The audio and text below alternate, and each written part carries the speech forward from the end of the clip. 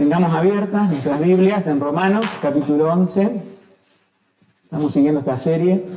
Y esta vez hemos leído ya del versículo 25 al 36 de Romanos 11. Son uno de los pasajes más difíciles de toda la Biblia, mejor dicho, de todo el Nuevo Testamento específicamente.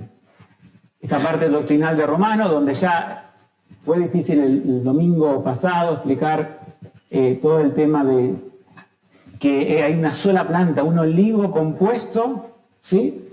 Mediante un injerto, ¿no es cierto? Ustedes lo recordarán. Pero ¿qué es ese olivo? Es Israel, o sea, como nación, los salvados de Israel como nación, más los salvados de entre las naciones, o sea, entre los gentiles, componen un único pueblo de Dios. Un único pueblo de Dios. Esto lo subrayo porque en la teología reformada siempre ha sido así. La teología bíblica siempre así. Después han cambiado esto hace un siglo atrás, ¿sí? Un poco más, diciendo, bueno, que Dios tiene un pueblo que se llama Israel y tiene otro pueblo que se llama la Iglesia, ¿sí? Y que somos amiguitos entre sí. No es así. Dios tiene un solo pueblo por el cual Cristo dio su sangre en la cruz, compuesto por judíos conversos más gentiles conversos, o sea, convertidos. Ese es el trasfondo bíblico.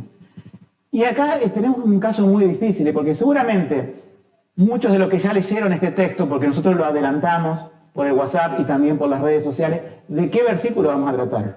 Y yo supongo que cada uno en su casa lo lee antes de venir, en la reunión, diciendo, bueno, ahora quiero poner en orden mis pensamientos de acuerdo a lo que he leído. Y es uno de los pasajes donde, no sé si es más difícil o ha habido más confusión en el entendimiento del fin del mundo. Uno dice, no está acá el fin del mundo, pero justamente no está. Pero muchos lo interpretan que al fin de los tiempos, o sea, cuando ven, y esto nosotros no lo creemos así, creemos que va a venir Cristo, pero ¿cuál es el problema que introdujeron hace bastante tiempo? Y que todo el mundo lo repite, dice, bueno, esto es así. Que Israel, cuando venga Cristo presencialmente, porque muchos creen que va a ser arrebatado primero la iglesia y después queda Israel, e Israel tiene que lidiar con el anticristo, y cuando venga Cristo y mata al anticristo, todo Israel se convierte nacionalmente, todos caen de rodillas y creen en Jesucristo. ¿Parece una linda película? Parece algo... digamos, si eso ocurriera, sabemos que el Señor viene pronto, ¿sí? ¿Para qué vamos a estar evangelizando a Israel? Si total, va a haber un arrepentimiento nacional. Vamos a ver, hermanos, con estos versículos, con estos pasajes que muchos toman eso, que no es así. No es el tema principal del mensaje. Ustedes saben que el título del mensaje, ¿cuál es? Liberados de la incredulidad, ¿sí? Pero si solamente focalizamos en la liberación de la incredulidad y pasamos por alto los primeros versículos, alguno dirá, pero esto no se ha explicado. No es el tema principal, pero sí es el contexto del mensaje. Y tenemos que estudiarlo bien. Vamos a verlo.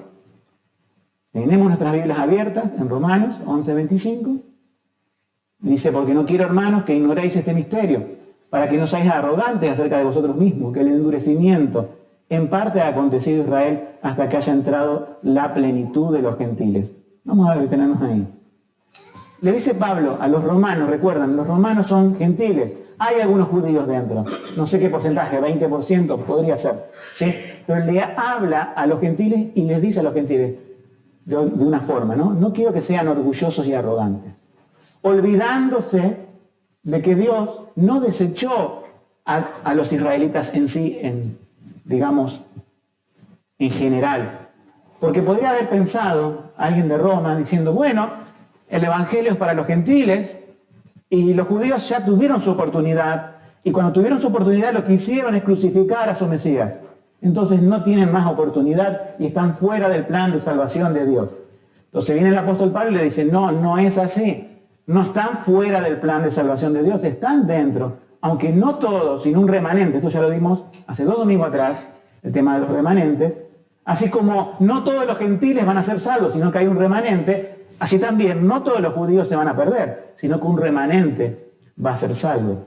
Entonces ese primer versículo, el 25, pone ese freno diciendo, no piensen, gentiles, de esa manera. desechando totalmente al pueblo de Israel, porque Dios no ha desechado a su pueblo que antes había escogido, que sabemos que viene toda la historia del Antiguo Testamento. Pero acá vienen las palabras estas que son, parece, complicadas, frases, ¿no?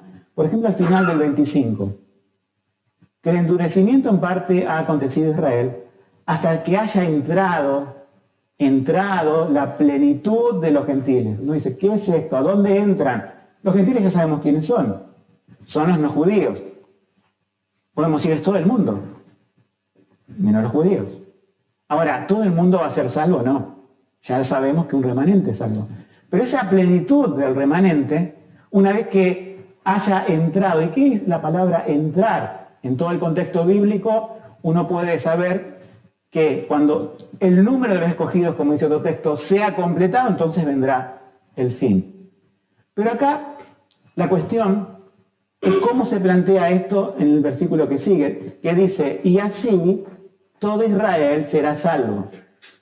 Y así todo Israel será salvo. Entonces, tengo que explicar esto para que nos queden claros y quizás nos sirva si alguno nunca lo consideró, porque no siempre estamos dando escatología, que es, digamos, el estudio de la Biblia acerca de los últimos tiempos. Pero que dice, y así Israel será salvo. Muchos de ustedes pueden llegar a tener la versión 60 o la versión 1909 de la Biblia, que no dice, y así Israel será salvo. ¿Cómo dice? Y luego, después, o luego, ¿sí? Luego creo que era 1909.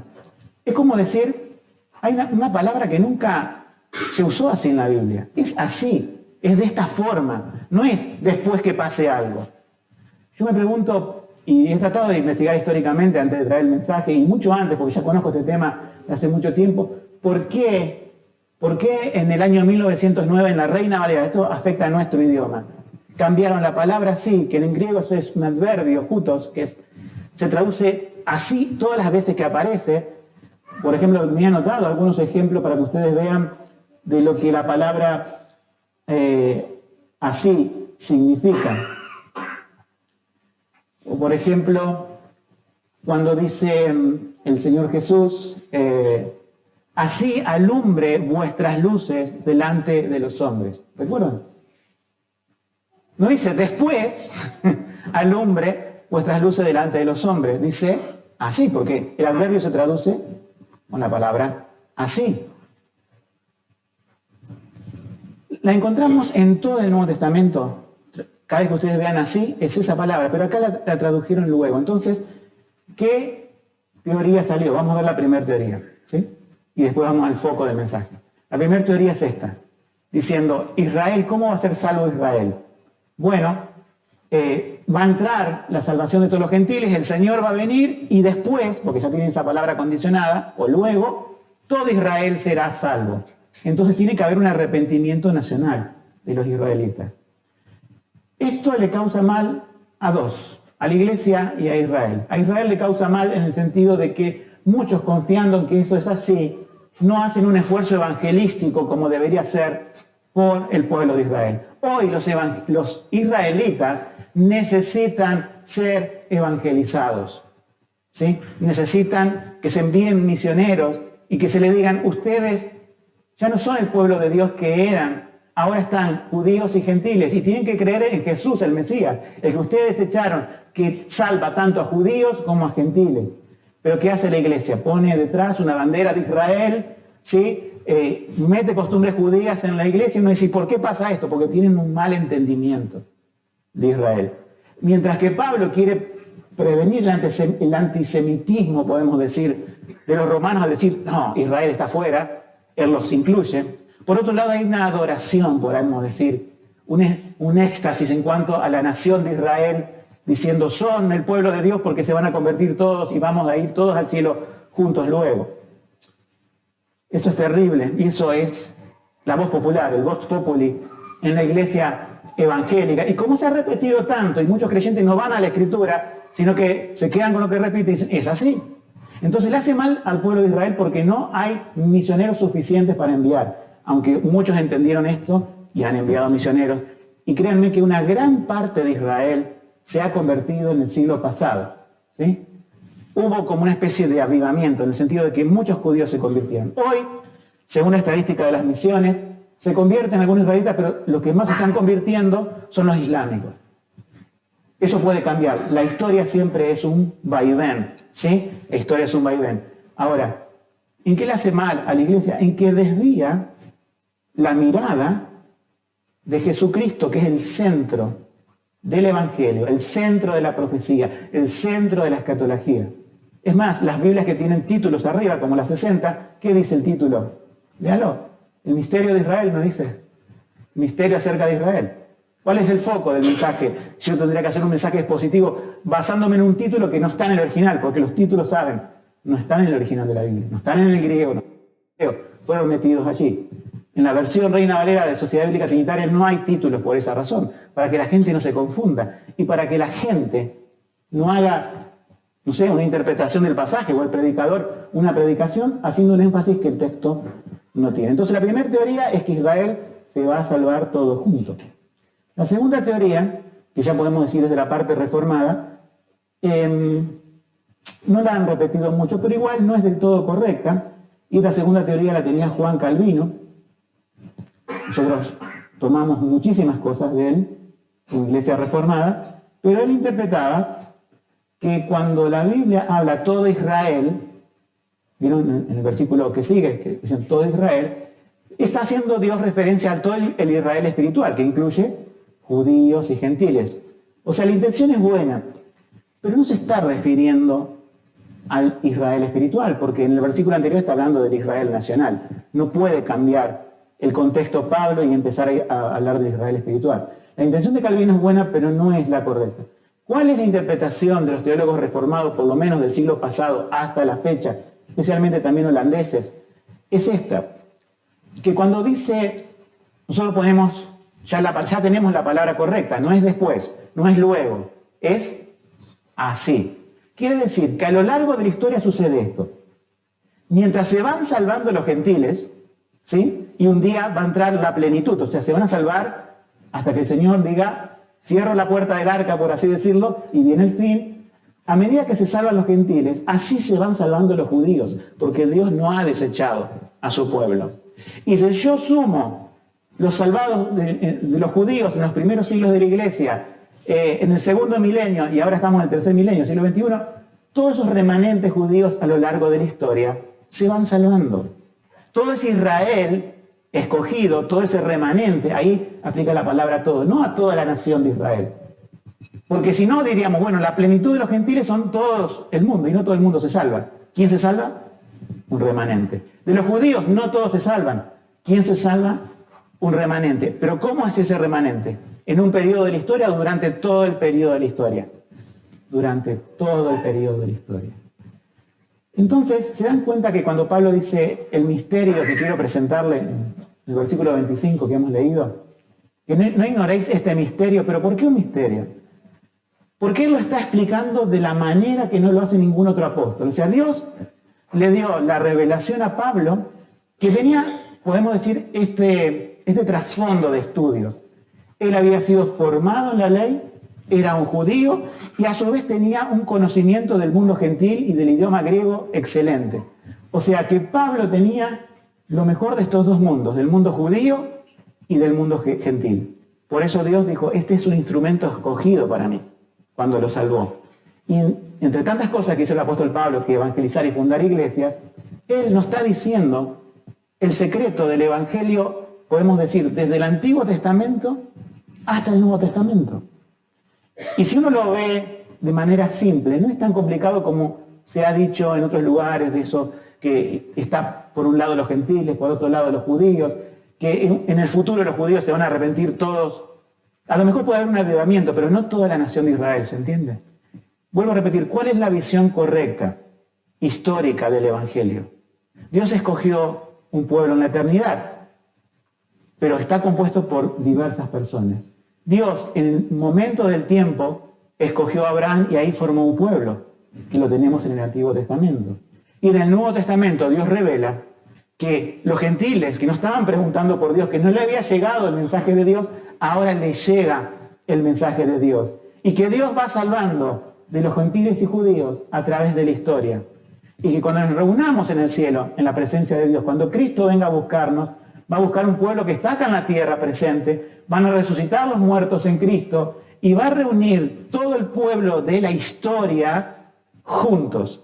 Y en ese pueblo de la historia juntos es un solo olivo compuesto por judíos y por gentiles. No menospreciamos a los judíos, pero tampoco les damos un lugar que no tienen.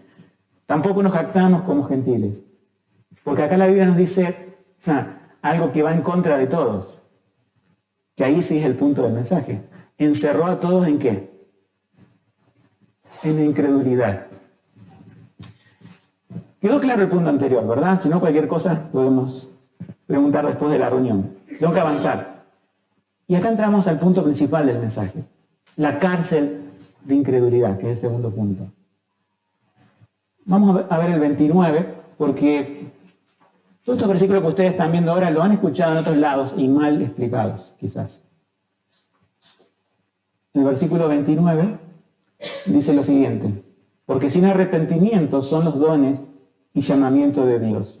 Antes de entrar a la parte de la cárcel de incredulidad, ustedes han escuchado este versículo, diciendo que Dios da los dones del Espíritu, milagros, sanidades, y por más que la persona caiga en pecado, se involucre en un montón de cosas, son sin revocamiento. O sea, Dios se lo tiene que mantener y esa persona va a seguir haciendo milagros, sanidades y demás, por más que lleve una vida que contradiga el Evangelio.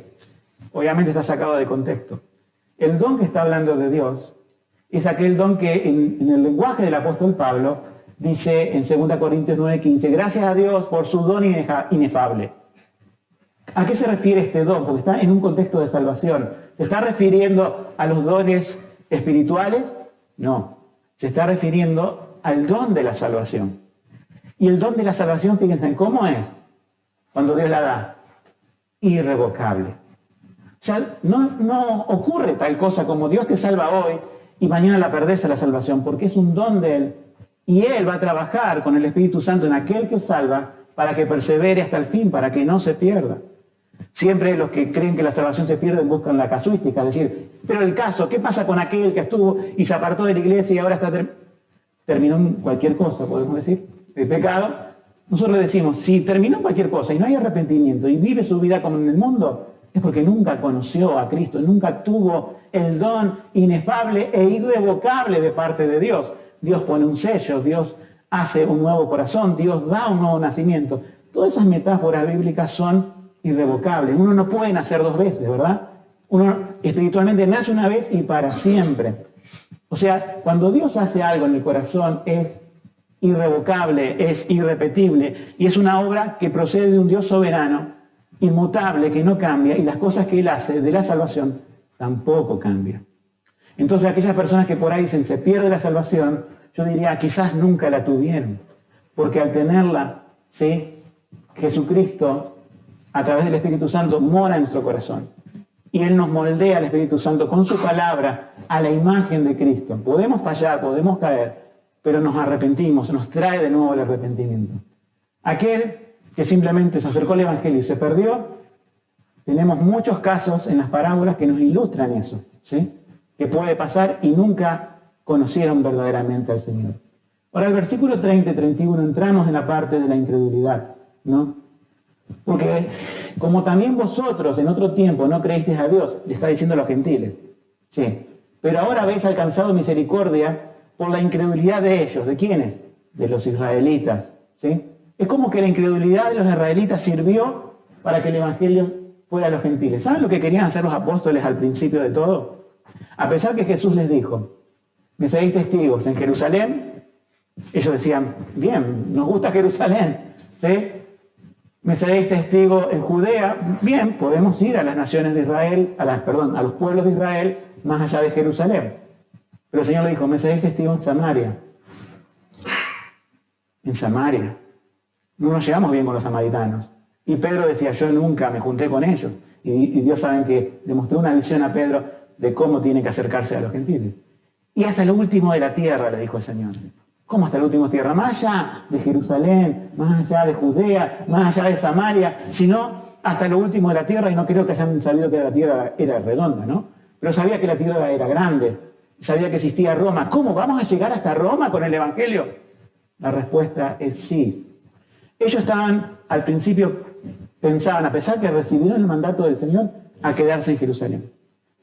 Y el Señor tiene que desatar una persecución para dispersarlos. Los creyentes salen, judíos, a evangelizar el mundo, y los creyentes incrédulos se quedan, que son la mayoría, obviamente.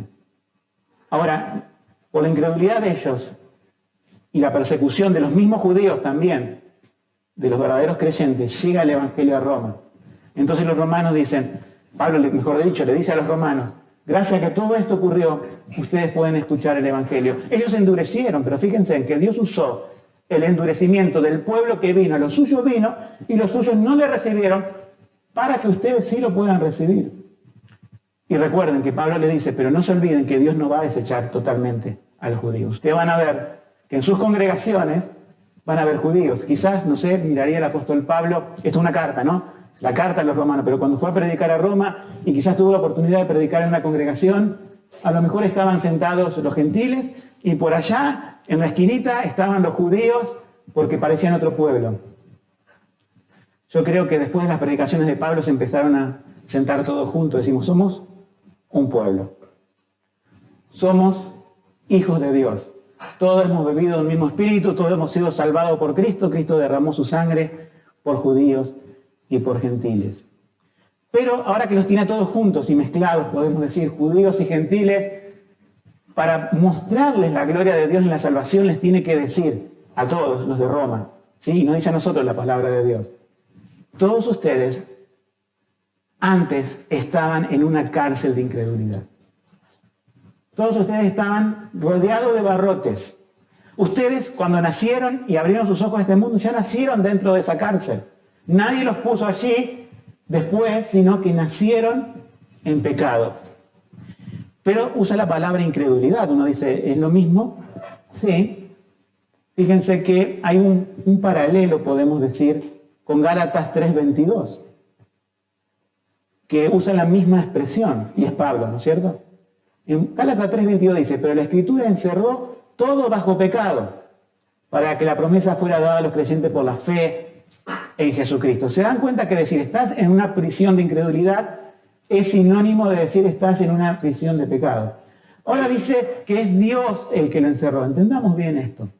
Dios no pone el pecado en el corazón de las personas. Las personas buscaron su propio pecado. Dios no pone incredulidad en el corazón de las personas. Dios simplemente ve que hay incredulidad y al decir que los encerró, es que los catalogó todos y los muestra y le dice a Roma y nos dice a nosotros esta mañana, piensen esto, no estábamos todos, si conocemos al Señor Jesucristo, obviamente, no estábamos todos en una misma prisión. Yo estaba compartiendo la prisión contigo de incredulidad. Uno dice, bueno, yo me convertí cuando era chico, sí, yo. Otro puede decir cuando era adolescente, cuando era joven, cuando era adulto, y yo me convertí hace poco, diría alguno, ¿sí? Pero éramos compañeros de prisión. Todos éramos compañeros de prisión. Estábamos ahí, no creíamos en Dios. Una de las cosas que causa el pecado no es solamente rebelión contra Dios, no solamente que practica las cosas que a Dios le desagrada, sino que también no le cree a Dios. Es incrédulo contra Dios. Entonces, el apóstol Pablo, en todo este panorama bíblico que viene desarrollando en Romanos, llega a este punto, porque ahora va a terminar con una doxología, y es como que cierra un capítulo y empieza otro, ¿no?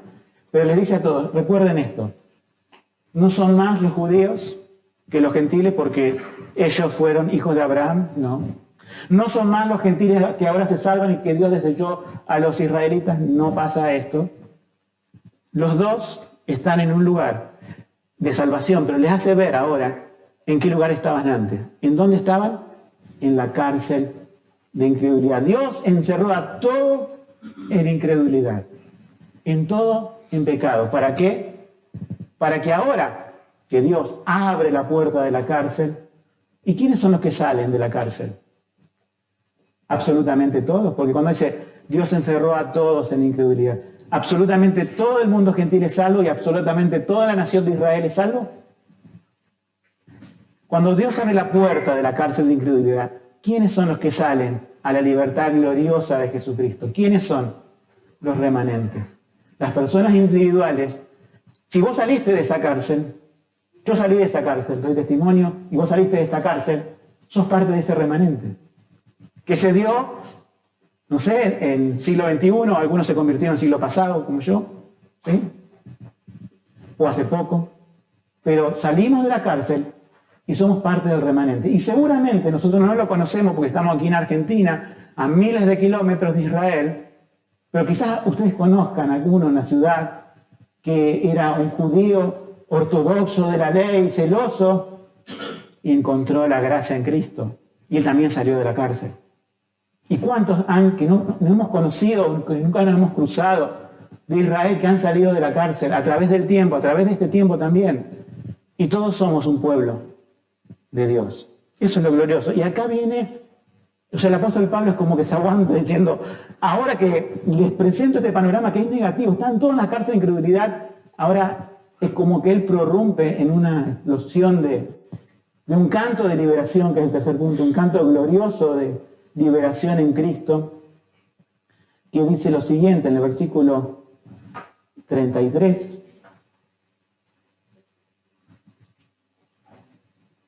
Un segundo.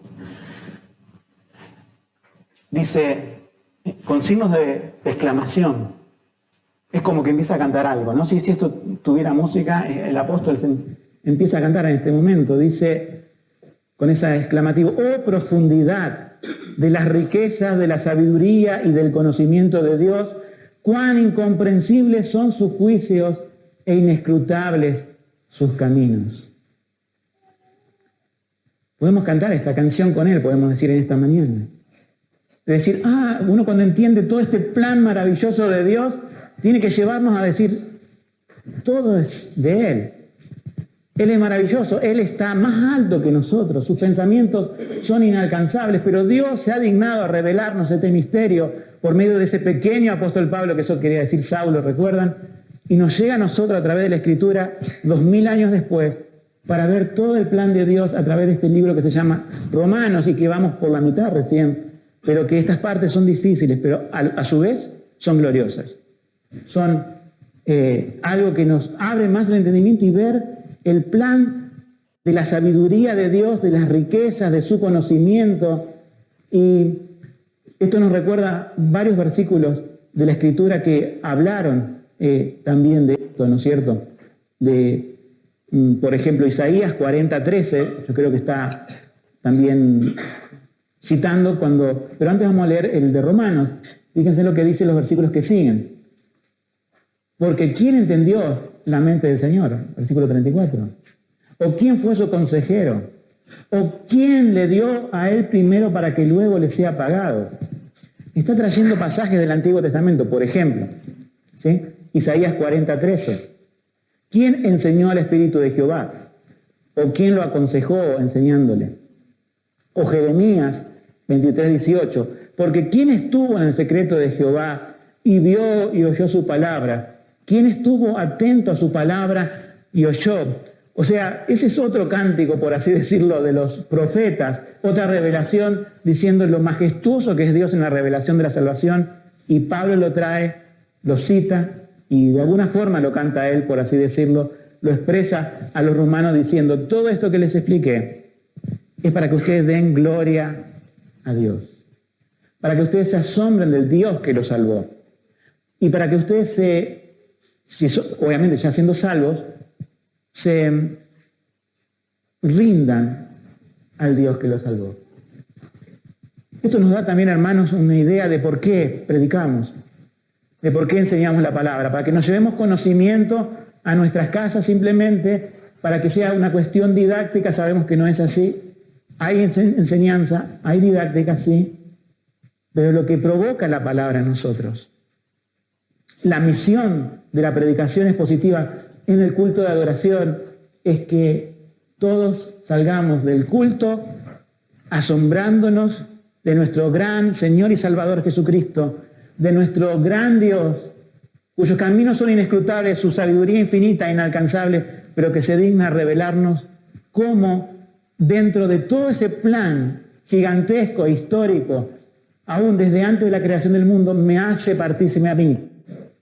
A mí que vivo en la ciudad de Rosario y que yo diría, ¿cómo llegué al Evangelio? ¿Fui realmente yo el que lo buscó? ¿Fui realmente mi capacidad de entender la doctrina bíblica? ¿O fue realmente ese amor de Dios y esos caminos misteriosos de Dios que me buscó, me abrazó, me mostró su palabra? Y hoy me está mostrando más de su plan de salvación para que yo lo pueda alabar a Él. Termina, ¿no es cierto?, el versículo con lo que se llama una doxología. Yo sé que muchos saben lo que es una doxología, pero lo explico para los que no lo saben. Viene de la palabra doxa en griego, que quiere decir una adoración a Dios, una alabanza a Dios, pero resulta que es como una especie, en consiste de doxología, ¿sí?, una gloria, que sería la palabra, una glorificación final a Dios. Nosotros cantamos una doxología. Ustedes, muchos se preguntarán, ¿qué cantamos al final del culto? Al Padre, Hijo, Redentor, que nombramos a la Trinidad. Uno dice, bueno, es la costumbre de esta iglesia cantar. Podría ser, pero tenemos una doxología porque vemos en la Escritura una doxología. Después de llegar a un clima de revelación, después de llegar al clímax de la reunión, ¿cómo nos despedimos, hermanos? Adorando al Trino Dios. Y en esta doxología tiene unas particularidades, vamos a leerlo. Se encuentran ya en el último versículo.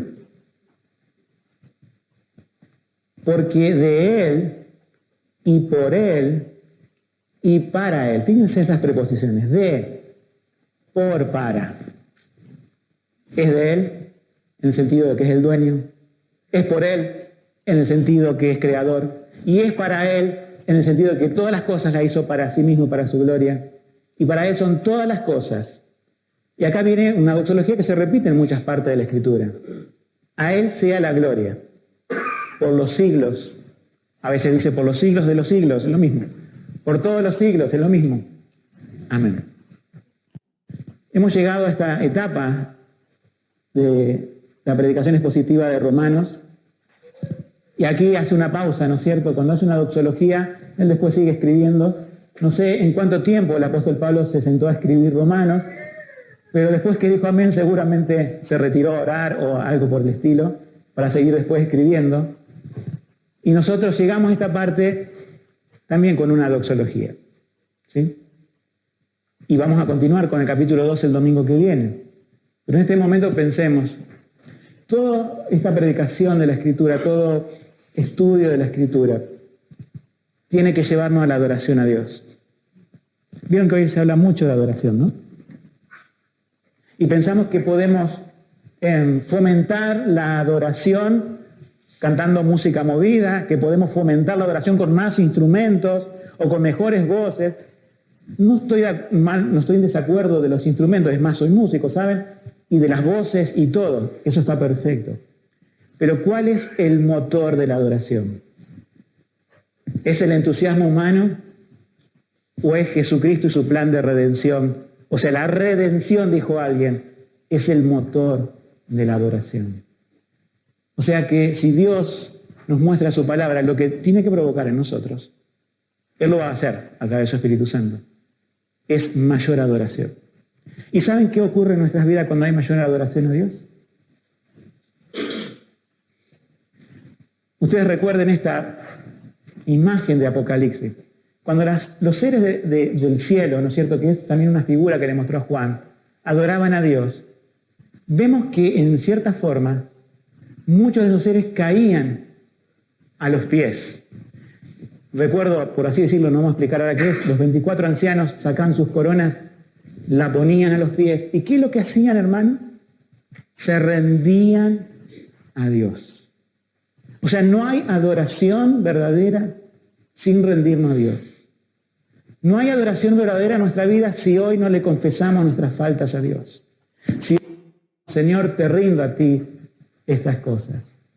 Si no le decimos a Dios, perdóname por esto, pero quiero adorarte en espíritu y en verdad. Y lo podemos hacer porque Jesucristo ganó la entrada al Padre, nos reconcilió con Él. Podemos acercarnos a ese trono de gracia confiadamente y adorarlo hoy y asombrarnos de su palabra. 3 preguntas finales para terminar. Conozco a la mayoría de ustedes, pero le pregunto si hay alguien que no ha experimentado esta liberación de la cárcel de incredulidad. Uno dice, ¿cómo sé que estoy en la cárcel de incredulidad? Es muy simple. Es muy simple. Si vivís pensando y viviendo para el pecado, aún estás en la cárcel de incredulidad. Porque cuando el Señor te saca de la cárcel, es de incredulidad y como dijimos en Gálatas, ¿es de qué? Del pecado. ¿Sí? Te saca del pecado para que no viva más en él. Segunda pregunta, pero ya para los creyentes. Hermanos, tenemos que reconocer esto. Nosotros fuimos rescatados de la incredulidad. Pero tenemos que reconocer esto. Somos a veces, y a mí me pasa, capaz que incrédulos en algún área de nuestra vida. Hoy las personas se deshacen de ansiedad.